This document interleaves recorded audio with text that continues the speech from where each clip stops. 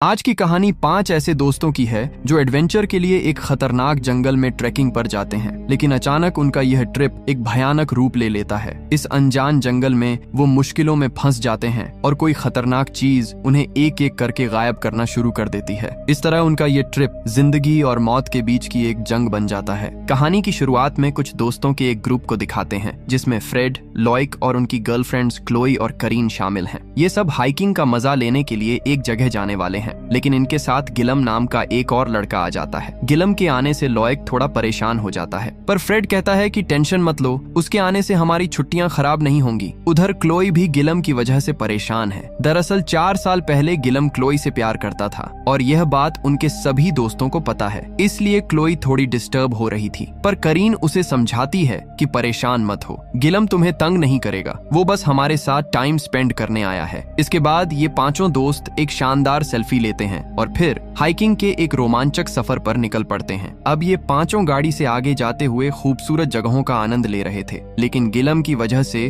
Chloe अभी भी उदास बैठी हुई थी और वो बिल्कुल भी खुश नहीं थी। अब जैसे ही यह लोग शहर से थोड़ी दूर जाते हैं तो गाड़ी रोककर सब लोग पैदल आगे चलना शुरू कर देते हैं। इन्हें एक पहाड़ की चोटी तक जाना था और उन्होंने अंदाजा लगाया कि शाम तक वो वापस आ जाएंगे। आगे चलते हुए एक जगह पर गिलम क्लोई से बातें करने लगता है, तो क्लोई पूछती है कि तुम यहाँ क्यों आए हो। गिलम बताता है कि मैं पास्ट को भुलाकर बस तुमसे दोस्ती करने के लिए आया हूँ, पर क्लोई इस बात का कोई जवाब नहीं देती। अब कुछ दूर आगे जाने के बाद उन्हें एक जगह पर रास्ता आगे बंद दिखता है, लेकिन फ्रेड पहाड़ी के ऊपर चढ़ने लगता है और कहता है मैं ऊपर चढ़ के देख लेता हूँ कि आगे रास्ता कैसा है। उसके सभी दोस्त मना कर रहे थे, लेकिन फ्रेड अकेला ही पहाड़ के ऊपर चढ़ना शुरू कर देता है और किसी तरह ऊंचाई तक पहुंचकर कहता है कि आगे रास्ता साफ है, हम यहाँ से जा सकते हैं। वो उनके लिए रस्सी भी फेंकता है। इसके बाद सभी एक एक करके रस्सी के सहारे ऊपर चढ़ने लगते हैं और काफी मुश्किल के बाद सभी उस ढलान के दूसरे साइड पर पहुंच जाते हैं। वहां से उन्हें आगे जाने का रास्ता मिल जाता है, जिससे वो हाइकिंग करते हुए पहाड़ी के रास्ते आगे जा सकते थे। इसके बाद वो पहाड़ के एक रास्ते से आगे चलना शुरू कर देते हैं। यह बिल्कुल एक छोटा सा रास्ता था और यहाँ पर जगह जगह स्टील की केबल लगी हुई थी, जिससे वो अपने हुक को केबल से अटैच करते हुए धीरे धीरे आगे चलने लगते हैं। उन्हें बहुत मजा भी आ रहा था, क्योंकि इसी तरह हाइकिंग का मजा लेने के लिए वो यहाँ आए थे। लेकिन उनके दोस्त लॉयक को डर लग रहा था,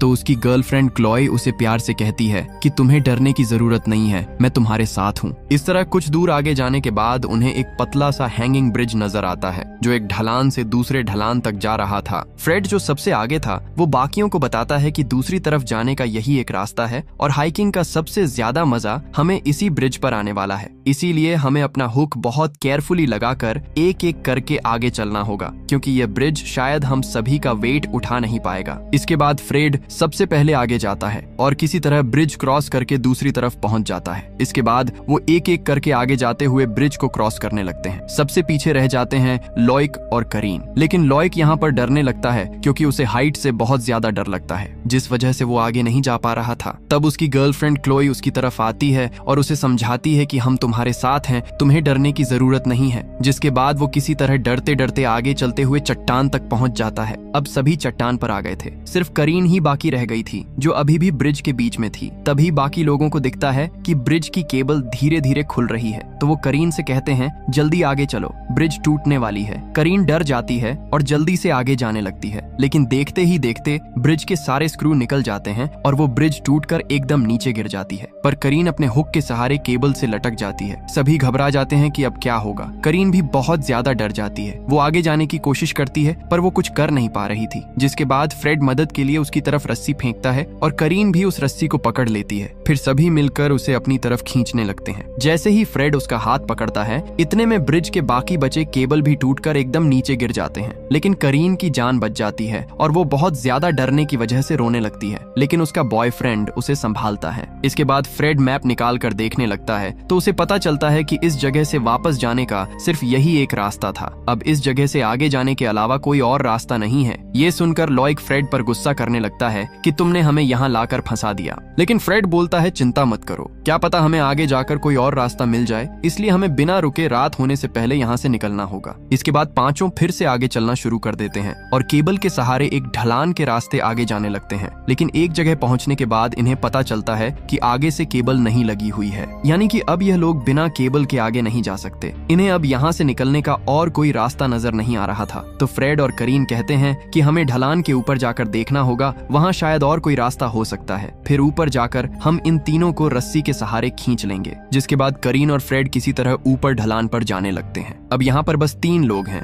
लेकिन लॉयक को ऊंचाई की वजह से बहुत ज्यादा डर लगने लगता है। वो भी उनके जैसे सेफ्टी हुक के जरिए केबल पर लॉक है, पर वो ऊंचाई की वजह से कांपने लगता है और कहता है, मेरा हाथ थक चुका है, मुझसे ये केबल छूटने वाली है। तो उसकी गर्लफ्रेंड उसे समझाती है कि तुम नहीं गिरोगे, तुम हुक के सहारे सेफ हो, अपने हाथ को ढीला रखो और शरीर पर प्रेशर मत डालो। लेकिन लॉयक इस मोमेंट पर अपनी गर्लफ्रेंड की बात नहीं समझ पाता और बहुत ज्यादा कांपने की वजह से उसका पैर फिसलकर हुक के सहारे केबल पर लटक जाता है। उसका सारा वेट केबल पर लगने की वजह से गिलम भी उसकी तरह लटक जाता है। लॉयक डर के मारे बहुत ज्यादा चिल्लाने लगता है और हिलने लगता है, जिस पर गिलम कहता है, तुम ज्यादा हिलो मत, नहीं तो हम सब नीचे गिर जाएंगे। दूसरी तरफ फ्रेड और करीन को देखते हैं, जो ढलान के ऊपर आगे जाकर जंगल में रास्ता ढूंढ रहे थे। फ्रेड परेशान हो जाता है और कहता है, शायद आगे और कोई रास्ता नहीं है। इतने में एक ट्रैप उसके पैर पर फंस जाता है और वो चिल्लाने लगता है। ट्रैप की वजह से उसके पैर से खून निकलने लगता है। यह देखकर करीन उस ट्रैप को खोलने की बहुत कोशिश करती है, लेकिन वो नहीं खुल पाती और फ्रेड दर्द से तड़पने लगता है। इसके बाद फ्रेड कहता है, मुझसे सहा नहीं जा रहा, तुम रस्सी लेकर जाओ और उनको पहले ऊपर लेकर आओ, मैं यहीं रहूंगा। करीन भी हड़बड़ी में ढलान के पास जाती है और ऊपर से रस्सी नीचे डालती है। फिर रस्सी के सहारे वो तीनों को किसी तरह खींचकर ऊपर ले आती है। फिर वो सभी से कहती है कि फ्रेड एक ट्रैप में फंस गया है, हमें जल्दी जाकर उसे निकालना होगा। फ्रेड को देखते हैं, जो दर्द के मारे तड़प रहा होता है। तभी हमें दिखाया जाता है कि उस ट्रैप में एक चेन भी बंधी हुई थी, जिसे कोई धीरे धीरे खींचने लगता है। फ्रेड कुछ समझ पाता उससे पहले कोई उसे वहां से खींचकर कहीं ले जाता है। इतने में बाकी सब वहां पहुंच जाते हैं जहां फ्रेड घायल पड़ा हुआ था। लेकिन अब यहाँ फ्रेड उन्हें नहीं मिलता, जिससे सभी हैरान हो जाते हैं और चारों तरफ ढूंढने लगते हैं। करीन कहती है, मैंने तो उसे यहीं पर छोड़ा था, वो कहाँ गया होगा।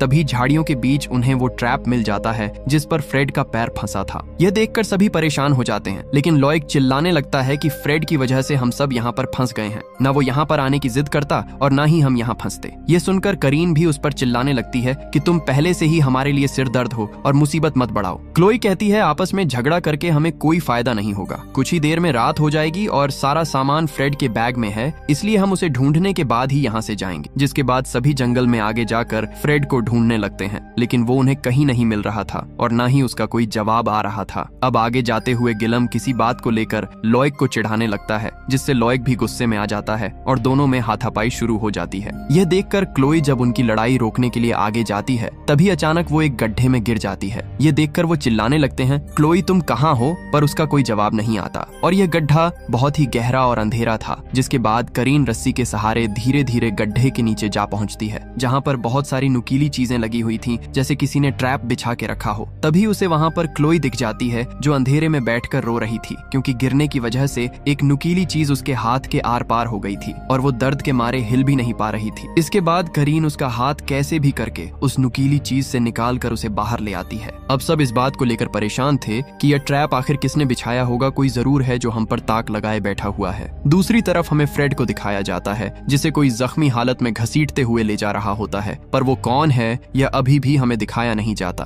फिर आगे हम रात का समय देखते हैं, जहाँ वो जंगल में चारों तरफ अंधेरे में फ्लैशलाइट की मदद से चल रहे होते हैं और बारिश में भीगते हुए फ्रेड को ढूंढ रहे थे। लेकिन करीन उम्मीद हार कर अचानक रोने लगती है, क्योंकि फ्रेड उन्हें अभी भी नहीं मिल रहा और उनके पास कैंपिंग के लिए एक भी सामान नहीं है सिवाय एक रस्सी के। पर करीन को क्लोई और बाकी दोस्त शांत करवाते हैं कि तुम चिंता मत करो, हम सब तुम्हारे साथ हैं, जब तक फ्रेड नहीं मिलता हम यहाँ से नहीं जाएंगे। जिसके बाद वो अंधेरे में एक दूसरे से रस्सी बांधकर आगे चलते हैं, ताकि सभी एक साथ जुड़े रहें और इस तरह फ्रेड को पुकारते हुए आगे जाने लगते हैं। लेकिन कुछ दूर आगे जाते ही एक तीर आकर अचानक करीन की छाती में लग जाता है और रस्सी भी किसी ने काट दी होती है। वो दर्द की वजह से चिल्लाने लगती है, तभी क्लोई पीछे मुड़ के उसे देख लेती है, लेकिन वो कुछ कर पाती इतने में करीन को कोई खींच कर ले जाने लगता है। ये देखकर क्लोई भी चिल्लाती है और सभी करीन का पीछा करने लगते हैं, लेकिन कोई खींचता हुआ करीन को ले जाकर अंधेरे में गायब कर देता है, जिससे क्लोई बहुत ही ज्यादा रोने लगती है, पर उसके दोस्त उसे शांत करवाते हैं। नेक्स्ट सीन में देखते हैं कि बारिश की वजह से वो तीनों एक झाड़ी के नीचे बैठे होते हैं और अब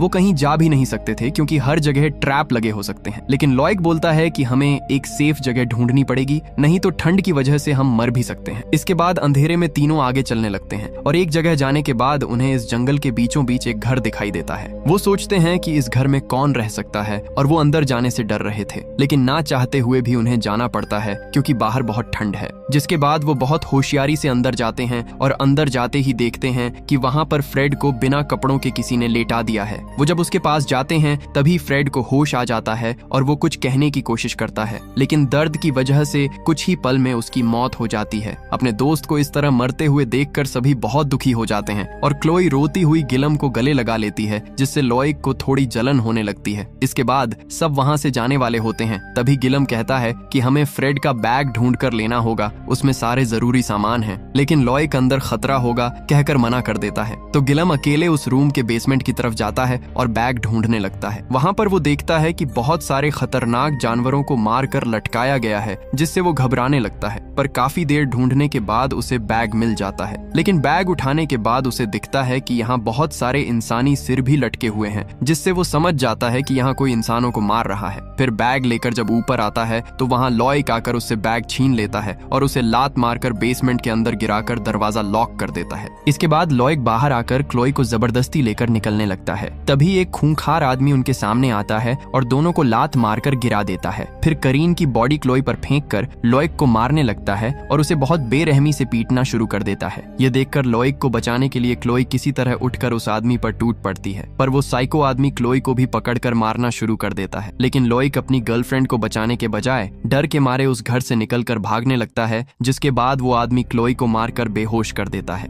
अब अगले सीन में दिखाया जाता है कि वो खूंखार आदमी क्लोई और गिलम को बेसमेंट में बांध कर रख देता है। वो दोनों खुद को छुड़ाने की कोशिश कर रहे होते हैं, लेकिन वो समझ पा रहे थे कि ऊपर वो खूंखार आदमी करीन और फ्रेड की बॉडी को काटने के लिए एक एक करके ले जा रहा है, जिससे वो बहुत ज्यादा डर रहे थे और खुद को छुड़ाने की कोशिश कर रहे थे। गिलम बोलता है कि तुम डरो मत, मैं तुम्हें बचा लूंगा। तभी वो साइको बेसमेंट में आता है और पहले गिलम को बहुत मारता है, जिसके बाद क्लोई को उठाकर ऊपर लेकर चला जाता है और वहां पर बांध देता है और उसे मारने के लिए धीरे धीरे नाइफ लेकर उसके पास आने लगता है। दूसरी तरफ गिलम बहुत कोशिश करने के बाद रस्सी खोल लेता है और बाहर आने की कोशिश करता है, लेकिन बेसमेंट का दरवाजा बंद होता है। पर वो देख रहा था कि वो साइको नाइफ से क्लोई को मारने वाला है। तभी अचानक वहां लॉयक पहुंचकर एक पत्थर से उस साइको पर मार देता है, जिससे वो गुस्से में आकर एक वेपन लेकर लॉयक का पीछा करना शुरू कर देता है। और इस मौके से क्लोई किसी तरह अपने आप को खोल लेती है और फिर बेसमेंट का दरवाजा खोलकर गिलम को बाहर निकालती है। दोनों मरते मरते बचे थे, इसलिए एक दूसरे को गले लगा लेते हैं। इसके बाद गिलम बोलता है कि हमें यहाँ से जल्दी निकलना होगा, वो साइको फिर से आ सकता है। क्लोई यहाँ पर करीन की लाश देखती है और अपने दोस्तों की इस तरह मौत होते हुए देखकर दोनों बहुत रोते हैं, लेकिन उनके पास कोई रास्ता नहीं होता है सिवाय यहाँ से भागने का।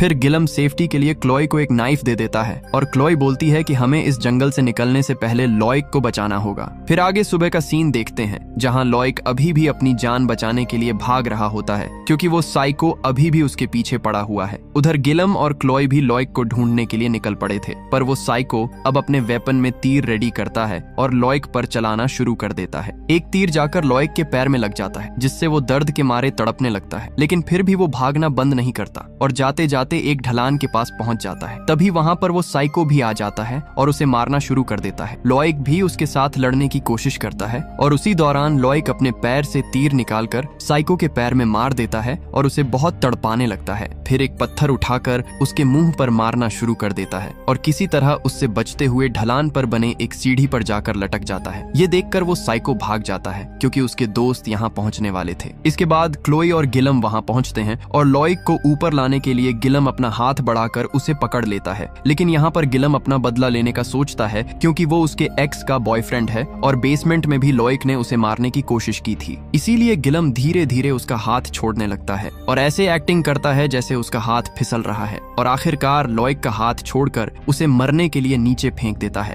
क्लोई देखकर बिल्कुल पागल सी हो जाती है, पर गिलम उसे शांत कराने की एक्टिंग करता है। तभी पीछे से एक तीर आकर गिलम के सर में लग जाता है और वहीं पर उसकी मौत हो जाती है। ये देखकर क्लोई बदला लेने के लिए एकदम पागल सी हो जाती है और गुस्से में अपना नाइफ निकालकर उस साइको को मारने के लिए बढ़ती है और उस पर नाइफ से हमला करना शुरू कर देती है। पर वो साइको बहुत खतरनाक था, वो भी उसे बहुत मारता है और दोनों के बीच एक खतरनाक लड़ाई होती है। लेकिन इसी दौरान क्लोई नाइफ उसके गले पर मार देती है, जिससे वो तड़पने लगता है, जिसके बाद वो उसे वहीं तड़पने के लिए छोड़ देती है और वहां से निकल जाती है। फिर कहानी के आखिर में हम देखते हैं कि क्लोई यहाँ पर लगे हुए एक केबल के जरिए ढलान के दूसरी तरफ निकल जाती है। जाते वक्त हम क्लोई को रोते हुए देखते हैं, क्योंकि उनके पूरे ग्रुप में सिर्फ वही अकेली बच पाई है। इसी अकेले सर्वाइवर के साथ ये कहानी यहीं एंड हो जाती है। तो दोस्तों, इसी तरह की कहानियों के लिए हमारे चैनल को सब्सक्राइब जरूर करना और मैं मिलूंगा आपसे किसी नए दिन एक नई कहानी के साथ।